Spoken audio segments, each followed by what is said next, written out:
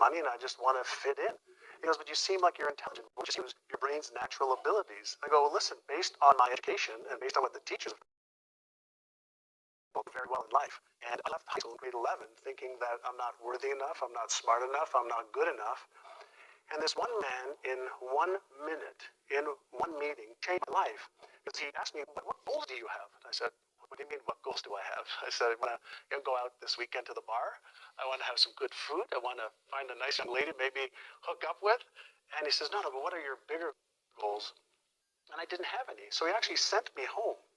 And he said, fill out these pieces of paper. And on the piece of paper, it said, like, what age do you want to retire by? Like, I was 19. This was May of 1980. I wasn't even started yet.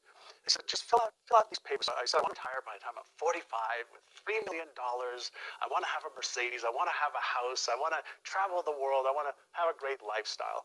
And so I came back on Monday, and he looked at it, and he asked me one question.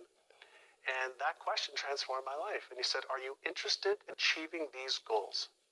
Or are you committed?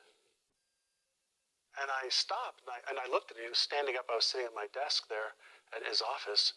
And I asked him, Mr. Brown, I said, what's the difference?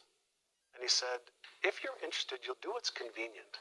You'll come up with stories and excuses and reasons why you can't, and you'll use your education as an excuse. You'll use your story as an excuse. You'll use the fact your father was a cab driver and was a gambler and never had any money. You'll use all of that as your reasons why you can't. He says, but if you're committed, you will do whatever it takes. You'll let go of your stories. You'll let go of your excuses. You'll let go of all the reasons you currently have that are formulating your identity of yourself. And you'll learn how to let that go and become who you are destined to become. Why'd you listen to him? Like, that's such extraordinary advice, which I would have promptly ignored. Well, I had been in so many situations where I was so embarrassed and ashamed for myself and for my mother and father. And here was a man who was kind, generous, caring, empathetic. He didn't talk down to me. He lifted me up. But then he also said, I can show you how. If you are committed, I can show you how. And I had nothing to lose at that point. Talk to me about that